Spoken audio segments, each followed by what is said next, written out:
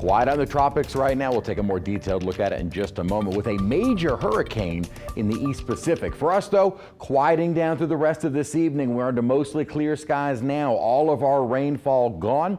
And I think we'll start off our Thursday under mostly dry conditions with showers, thunderstorms bubbling up again. And tomorrow, probably the last day of more abundant rain coverage. At the moment, mostly clear skies, 83 degrees, high humidity, light winds out of the south right now at 7 miles an hour. So 70s and low 80s.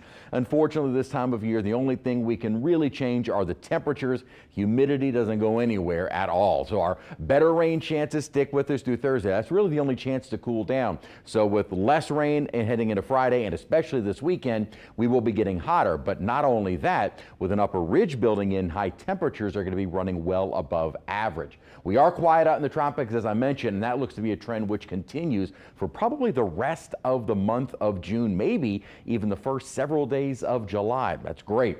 And we've had a more active upper pattern, especially to our north, where we've had severe weather breaking out across the plains, Midwest, and then moving into the Ohio Valley. For us, it's been this little weak upper level feature that helped us out with our rainfall during the day today, although coverage was at around 50%.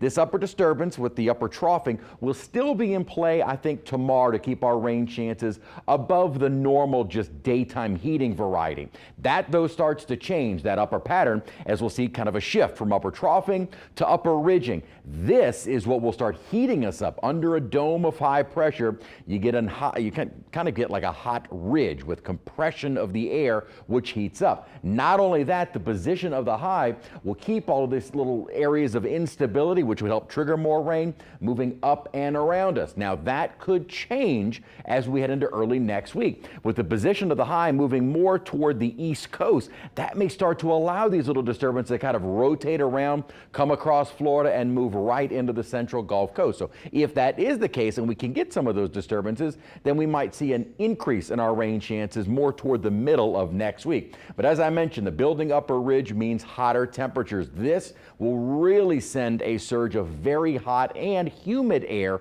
across much of the nation, especially from the plains to the east coast, with that dome of high pressure really in command.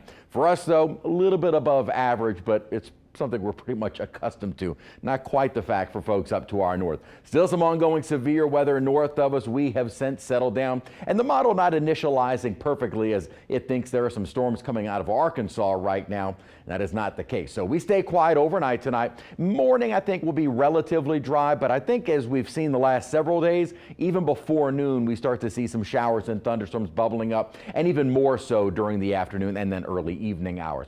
Out in the tropics, as I had mentioned, the Atlantic quiet. We're not expecting any development over the next 7 days, but we have a major hurricane in the East Pacific. Eric is at 125 miles an hour. This one, as we've seen in many storms past, did undergo rapid intensification. Now it is not too much longer before it moves inland over Mexico as that major hurricane and then becomes a major flooding concern for the more mountainous internal interior part of the country as it does continue moving northward as a big rain event. So something that folks there will have to take heed the warnings for, as that will be some significant flooding. 60% chance of rain during the day tomorrow. That does drop to about 40% for Friday. We're much drier for the weekend, and then our rain chances start to come back as we head further into next week.